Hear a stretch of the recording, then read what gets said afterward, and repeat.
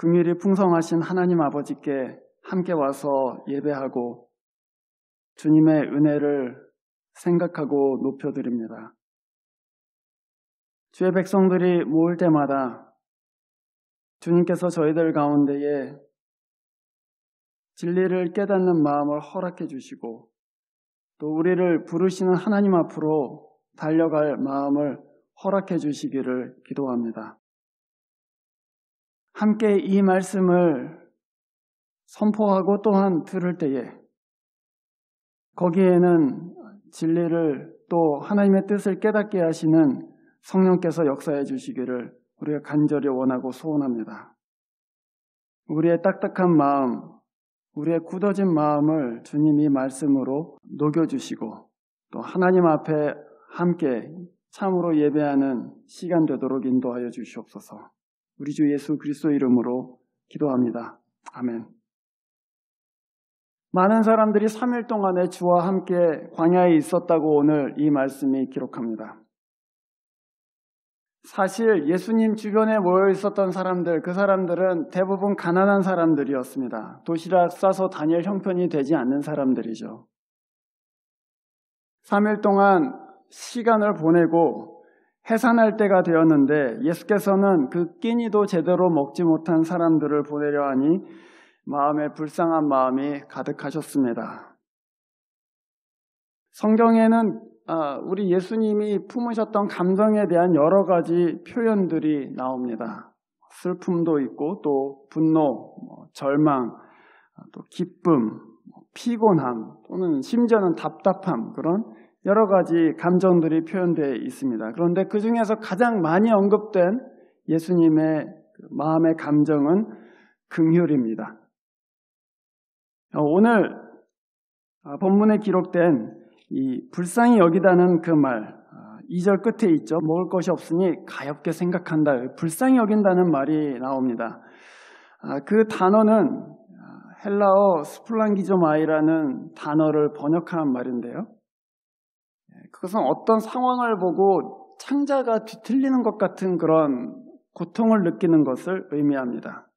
그냥 마음이 아픈 게 아니고 우리 한국말에도 애간장이 녹는다 이런 말이 있잖아요. 속이 상할 정도로 심하게 그 고통을 공감하는 그런 말이죠. 영어에도 visceral, 그래서 이 장기가 뒤틀리는 것 같은 그런 고통을 표현하는 단어들이 있습니다. 이 단어는 긍휼이라는 이 단어, 불쌍히 여긴다는 이 단어는 그 상황을 고치기 위해서 뭔가를 할 수밖에 없는 그런 아주 강력한 감정을 느끼는 그런 것을 의미합니다. 이 본문에는 언급되어 있지 않습니다. 그러나 주님이 느끼신 이 긍휼, 불쌍히 여기는 마음은 성령께서 전달해 주신 하나님의 마음이기도 합니다. 주님께서는 이 긍휼한 마음을 품고 계시면서 제자들을 가까이 부르셨습니다. 1절 말씀에 제자들을 가까이 불러놓고 자기가 느끼고 있는 것을, 그 긍휼의 마음을 제자들에게 함께 나누어 주셨습니다. 2절 말씀에 이렇게 기록되어 있습니다. 저 무리가 나랑 같이 3일 동안 있었는데 먹을 것이 없으니 불쌍하다. 그 굶은 채로 집으로 돌려보내면 분명히 길에서 쓰러질 것 같은데 이거 어떻게 하면 좋냐? 그 중에서는 상당히 먼 거리에서 온 사람들도 있다. 그 겪을 어려움을 미리 보시고 지금 있는 가난함 또 지금 있는 배고픔뿐만이 아니고 그거 돌아갈 수 있겠는가? 돌아가다가 쓰러지면 어떻게 하겠는가 하는 그런 긍휼한 마음이 예수님 마음에 드셨습니다. 그것을 마치 자기의 배고픔처럼 그것을 마치 자기의 가난함처럼 예수님께서 느끼셨다는 것이죠. 그런데 사실 잘 생각해 보면은 그 예수님이 느끼신 그 긍휼의 마음, 그것은 다만 마음으로만 느끼신 것이 아니었습니다. 예수님께서는 이미 가난한 목수의 아들로 태어나셨죠. 가난한 사람들 사이에서 사셨습니다. 가난이 어떤 것인지 몸소 알고 계셨습니다. 제가 아까 광고한 미션 웨이코라는 빈민 사역하고 있는 단체가 이 다운타운에 있습니다. 미션 웨이코에는 72시간 3일 동안이죠. 3일 동안에 가난을 체험하는 그런 프로그램이 있습니다. Poverty Experience라는 프로그램입니다. 돈을 내고 가서 가난을 체험해요. 70몇 불을 내고 가서 가난이 어떤 건지를 그 가난한 사람들 그 사는 곳에서 살고 그다음에 그 최저 생활비로 3일 동안을 버스도 안 타고 걸어 다니면서 그로서리 샵 해갖고는 가서 먹고 뭐 그런 체험을 하는 것입니다. 그런데 단 72시간 가난 체험하는 거잖아요. 그런데 그 3일의 경험을 통해서 많은 사람들이 자기 인생에 이런 경험을 한 적이 처음이라고. 가난이 진짜 이런 거구나 하는 것을 깨닫고서는 자기가 세상을 보는 방식, 자기가 사람들을 대하는 방식이 완전히 바뀌었다고 하는 사람들이 상당히 있습니다. 왜 그럴까요? 왜 그 72시간밖에 안 되는 그 가난 체험이 사람의 인생을 바꿀 정도로 큰 영향을 미치는 걸까요? 그 이유는 우리가 살고 있는 이 세상은 언제나 높은 곳을 보게끔 부추기고 있기 때문입니다.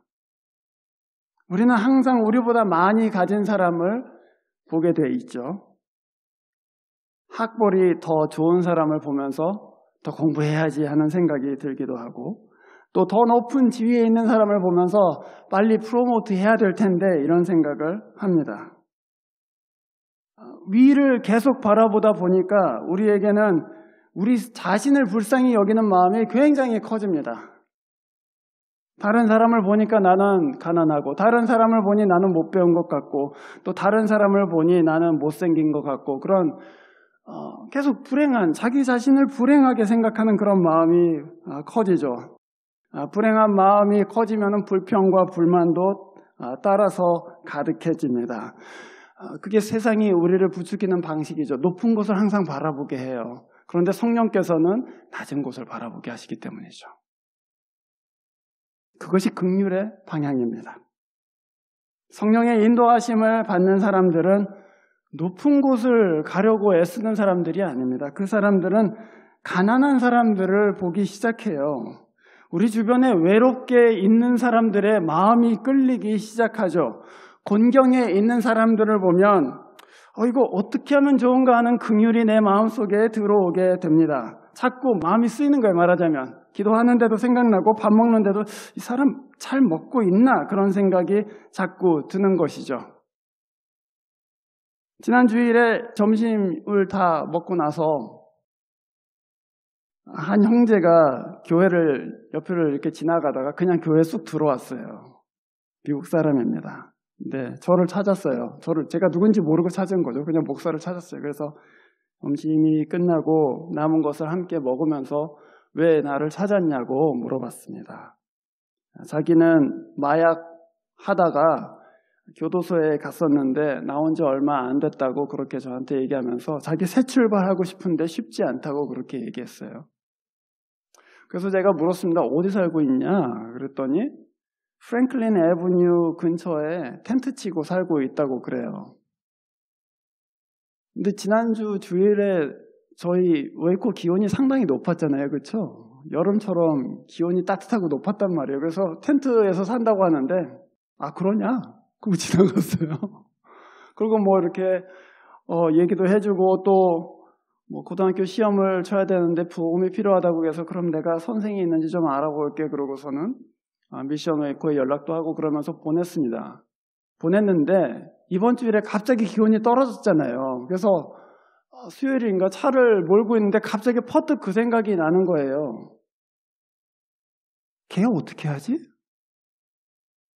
걔 텐트에서 혹시 얼어 죽는 거 아닌가? 30도니까 얼어 죽진 않겠죠. 갑자기 그 마음이 드는 것이죠. 그래서 텍스트를 했어요. 너 괜찮냐? 그랬더니 자기 어머니가 사실은 있는데 집에는 못 들어오게 하고 자기한테 먹을 거 뭐 이런 거 갖다 줬다고. 괜찮다고. 저는 이 교회에 그런 사람들이 많이 오는 게 좋은 거라고 생각합니다. 그리고 또 그런 사람들과 함께 어울려 사는 것이 이 교회를 하나님께서 여기에 세우신 이유라고 생각합니다. 그리스도께서 낮은 곳 또 어둡고 가난한 곳으로 오신 이유는 그곳으로 가야 되기 때문이 아닙니다. 그 긍휼이 그분을 끌어내렸기 때문입니다. 그 긍휼이 그분을 잡아당겼어요, 글로. 긍휼이 우리 안에 들어오면 다른 사람을 불쌍히 여기는 마음, 곤경에 빠진 사람을 안타깝게 여기는 마음이 우리 마음 가운데 들어오면 자기 연민에서 벗어나요. 내가 불쌍하다는 생각이 아니고 저 사람이 불쌍하다 하는 생각을 하게 됩니다. 긍휼이 우리 안에 들어오면 한편으로는 낮은 사람들, 곤경 가운데 있는 사람들의 고통을 함께 겪으면서 울죠. 마음이 아프고 쓰이기도 하고 그거 어떻게 해결해 줄까 수소문하기도 하고 연락하기도 합니다. 그러나 또 한편으로는 내가 누리고 있는 것이 넉넉하다는 생각을 하게 돼요. 하나님께서 이거를 나한테는 주셨구나. 저 사람한테는 없어서 힘든데 나한테는 그래도 살 집이 있지 않은가. 나에게는 돌봐줄 가족들이 있지 않은가. 나에게는 그래도 어렵지만 학교 다닐 수 있는 여건이 있지 않은가. 그래서 내가 누리고 있는 것에 대해서 불평하는 것보다는 감사하고 또한 소중하게 여기게 됩니다. 성령 충만한 교회, 성령께서 인도하시는 교회는 아주 자연스럽게 낮은 곳에 마음을 두게 돼 있죠. 더 많이 가지려고 하지 않습니다. 더 큰 권력을 취하려고 하지 않습니다. 그것은 오히려 사단이 주는 마음이죠. 오히려 성령 충만한 교회, 하나님이 인도하시는 교회는 자기가 있는 도시의 가난한 사람들, 어려운 사람들한테 마음이 쓰이게 돼 있습니다. 그것이 성령께서 긍휼을 주실 때 교회에 일어나는 첫 번째 변화입니다. 연약함과 곤경에 대해서 아파하는 마음이 들기 시작하는 것이죠. 그런데 두 번째로 성령께서 우리에게 긍휼을 주시면 곤경에 있는 사람들에게 대해서 그 곤경을 그냥 동감할 뿐만 아니라 어떤 일종의 책임감 같은 거를 느끼게 됩니다. 주님께서는 3절 말씀에 이렇게 말씀하셨죠. 내가 이 사람들 굶은 채로 그냥 보내면 그들 가운데 길에서 쓰러질 사람들도 있을 것 같다. 그렇게 얘기하셨어요. 그랬더니만 이 제자들이 그걸 듣고서는 황당해하면서 아니 도대체 누가 무슨 수로 이 광야에서 빵을 장만합니까? 그 많은 사람 먹을 빵이 도대체 어디서 장만합니까? 그렇게 항의를 했어요. 그런데 여러분 잘 읽어보면 사실 이 제자들이 빵을 어디서 구하느냐는 그런 불가능한 상황에 대해서 항의하고 있는 것이 아닙니다. 사실 이 제자들이 진짜 하고 싶은 말은 이거죠. 그걸 왜 우리가 책임집니까? 예수님은 말씀 전하려고 왔지 빈민 사역하려고 온 게 아니지 않습니까? 그걸 왜 우리가 책임집니까? 그 얘기죠. 이 제자들은 아주 자연스럽게 자기 선생이 야 그냥 보내면은 그거 혹시 기진해서 넘어지는 거 아니냐? 이렇게 물어보시는데 아주 자연스럽게 느꼈어요. 우리 주님 저거 책임지려고 하는구나. 성령께서 신자와 교회에 긍휼을 부어주시면 이상한 책임감 같은 거를 느끼게 됩니다. 그런데 여러분 사실 생각해보면 그것이 하나님께서 우리를 부르시는 굉장히 강력한 길입니다. 누가 지운 책임이 아니잖아요. 누가 우리 보고 저걸 해라 그렇게 말한 적이 없어요. 그러나 내 마음에 일어난 긍휼 때문에 이거 내가 해야 될 것 같은 마음이 드는 거예요. 내가 책임져야 될 것 같은 그런 생각이 드는 것이죠. 물론 세상은 이렇게 얘기합니다. 야, 그 길에서 쓰러지는 것은 안타까운 일이지만 그게 내 책임은 아니다. 그렇게 세상이 우리한테 얘기해요. 그런데 성령께서 우리에게 긍휼을 우리 안에 넣어주시면 그 쓰러지는 것이 꼭 내 책임같이 생각되는 거예요. 내가 돌봐주지 않았기 때문에 쓰러지는 것 같은 그런 생각이 드는 것이죠.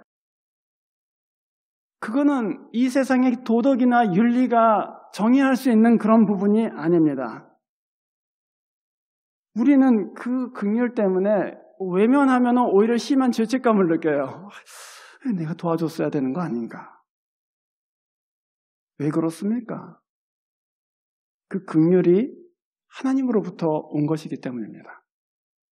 성령께서 그 긍휼, 하나님 마음에 있는 곤경에 처한 사람들을 향한 긍휼을 우리에게 주셨어요. 그리고 우리는 이것에 대해서 반응해야 된다는 그런 책임감을 느끼게 돼요. 하나님이 나한테 긍휼을 품게 하시는데 이거 반응해야 되는데, 그래서 거기에 반응하지 않을 때 우리 마음이 굉장히 불편하게 되는 것이죠. 물론 세상적으로 볼 때는 그거를 비난할 사람은 아무도 없습니다. 그렇잖아요? 지금까지 자원봉사도 많이 하고 그래서 오히려 칭찬받을 일이지, 그 가만히 있다고 해서 세상에서 우리 보고 뭐라고 할 사람은 아무도 없습니다. 그러나 신자는 긍휼한 마음이 들 때 이 하나님의 부르심이란 것을 알게 돼요. 하나님이 이 마음 주시는구나. 그래서 이 마음에 대해서 내가 응답해야 되는구나. 하나님 앞에서 내 마음은 해소되지 않은 책임감을 느낍니다. 만약에 교회가 위치하고 있는 도시의 가난한 사람들, 낮은 사람들에게 자꾸 마음이 간다면 그거는 성령께서 그 교회에 있다는 증거입니다. 성령께서 그 마음을 계속해서 주신다는 것은 그 교회를 통해서 이 일을 하시기를 원한다는 그런 뜻이죠. 그래서 하나님의 긍휼을 품은 사람은 바로 그 긍휼의 부르심을 받고 있는 사람들입니다. 우리가 잘 아는 선한 사마리아인 비유가 있습니다. 그 선한 사마리아인의 비유에서 강도 만난 사람은 사실은 유대인이었습니다. 유대인을 본 사마리아인이 그 성경에 보면 누가복음 10장 말씀인데요. 측은히 여겼다 이렇게 되어 있습니다. 오늘 우리가 본문에서 본 바로 그 단어입니다. 불쌍히 긍휼한 마음을 품게 되었다. 그 단어이죠. 쓰러진 사람은 아까 말씀드렸다시피 유대인입니다. 그걸 보고 측은히 여기는 사람은 사마리아인입니다. 유대인과 사마리아인은 서로 개같이 여기면서 상종하지 않았습니다. 특히 유대인은 사마리아인하고 어떤 비즈니스도 같이 하지 않고 심지어 마주치는 것도 별로 좋아하지 않았습니다. 그렇기 때문에 사마리아인이 그냥 지나간다고 해서 아무도 그걸 갖고 뭐라고 할 사람은 없습니다. 유대인이건 사마리아인이건 우리 일이 아니잖아. 그러고 그냥 지나가도 아무렇지 않아요. 그런데 이 사마리아인은 자기 안에 긍휼한 마음이 일어나는 것을 느꼈습니다. 그리고 그 긍휼이 그에게 부과한 책임, 그 감당했어요. 그래서 이 개같이 여기는 이 유대인을 자기 나귀에 태우고 여관에 가서 쉴 곳을 마련한 다음에 그 주인한테 내가 다시 돌아와서 만약에 비용이 더 든다면 그것도 내가 감당하겠습니다. 그러고서는 부탁합니다.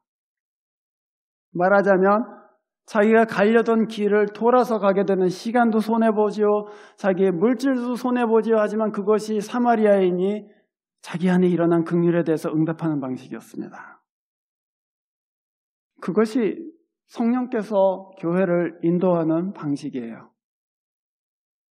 성령께서 우리에게 어떤 긍휼한 마음 품게 하실 때 이게 하나님께서 나를 부르시는구나. 그래서 거기에 대해서 책임지고자 움직이기 시작하죠.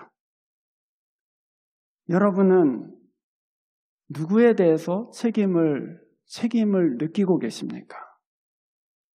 누구에 대해서 긍휼한 마음 때문에 내가 도와줘야 되는데 하는 그런 마음 느끼고 계십니까? 하나님께서 여러분에게는 어떤 사람들을 향해서 그 긍휼한 마음을 부어주셨습니까? 만약에 우리에게 그런 긍휼한 마음이 진짜 전혀 없다면, 정말 나만 불쌍히 여기고 살고 있다면 그때는 하나님 앞에 진지하게 기도할 문제이죠. 왜냐하면 그것은 하나님 자녀의 삶이 아니기 때문입니다. 세 번째로 긍휼이 우리 마음 가운데 부어주면 그러면 우리에게 있는 것을 내어주게 됩니다. 긍휼 때문에 신자가 움직이는 것이죠. 5절 말씀에 예수님께서는 제자들한테 야, 니네 도대체 빵이 몇 개 지금 있냐? 그렇게 물어보셨습니다. 제자들의 수중에 있는 것은 고작 빵 7개하고 물고기 몇 조각밖에는 없습니다. 그 일행 12명 플러스 예수님까지 해서 13명, 13명이 먹기에도 사실은 넉넉하지 않은 양이죠. 그런데 예수님 안에 있는 긍휼은 자기 먹기에도 넉넉하지 않은 것을 내어주게끔 만듭니다.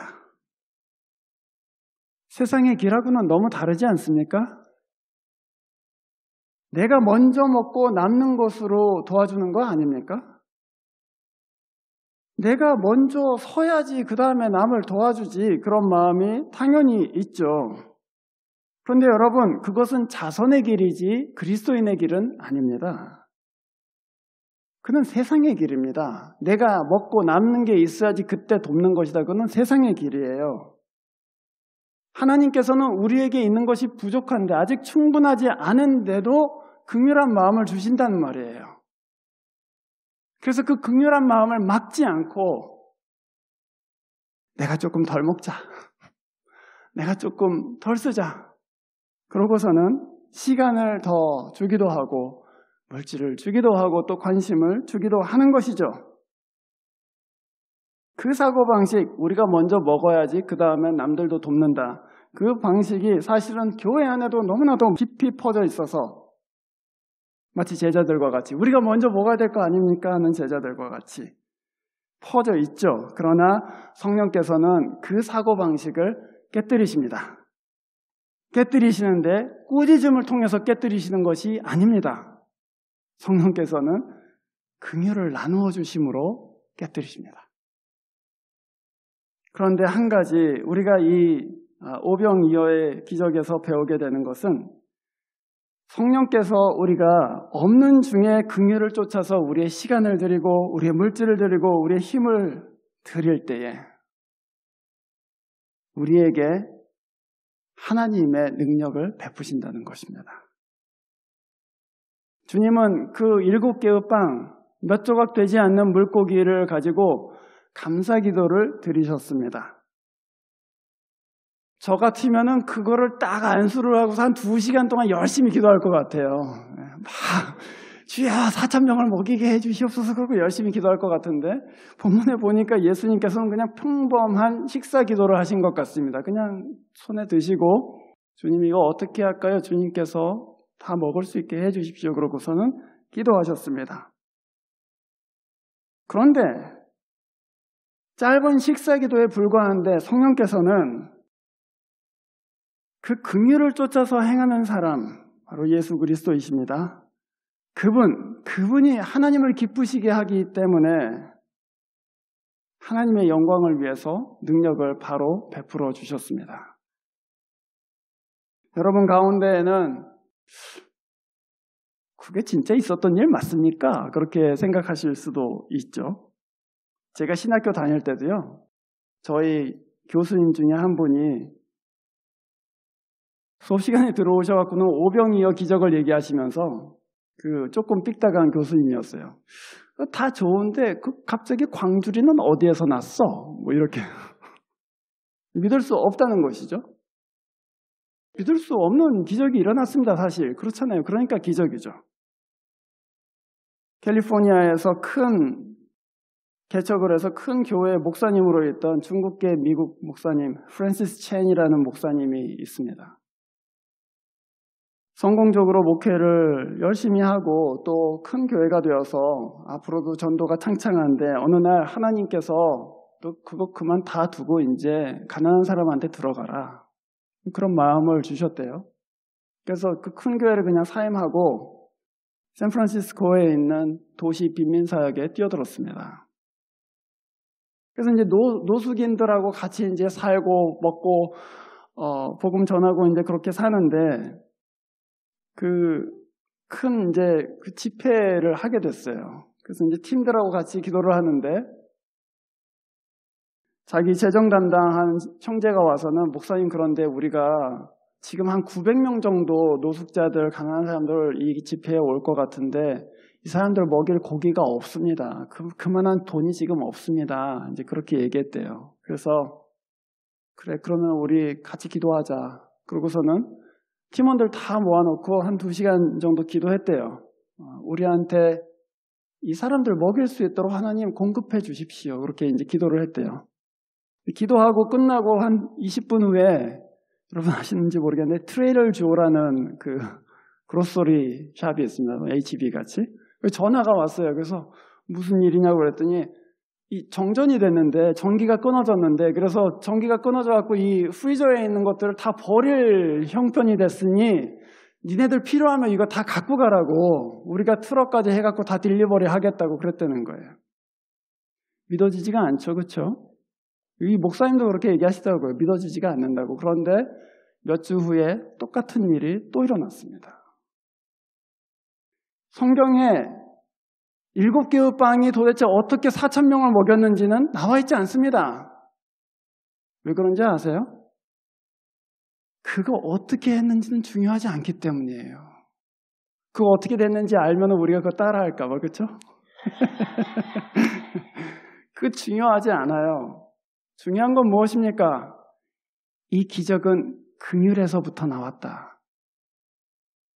이 기적은 그 긍휼에 반응한 사람의 마음 위에 하나님께서 베푸신 은총이다. 그것이 중요한 거예요. 어떻게 해결되는가? 하나님은 어떻게 해서든지 하실 수 있죠. 그러나 우리에게 도전하시고 계신 것은 너희 마음 가운데 내가 준 긍휼이 생길 때에 거기에 반응하라는 것입니다. 하나님의 일 보시기를 진짜 원하십니까? 그렇다면 자기의 욕심을 쫓아서 행할 것이 아닙니다. 먼저 하나님의 긍휼을 쫓아서 행하는 것이 옳습니다. 내가 먼저 살고 나서 하나님의 뜻을 행하겠다 이렇게 생각하신다면 그것은 하나님의 길이 아닙니다. 주께서는 먼저 그의 나라와 그의 의를 구하라. 그리하면 하나님께서 그것에 필요한 모든 것을 공급하실 것이다 이렇게 약속해 주셨기 때문이죠.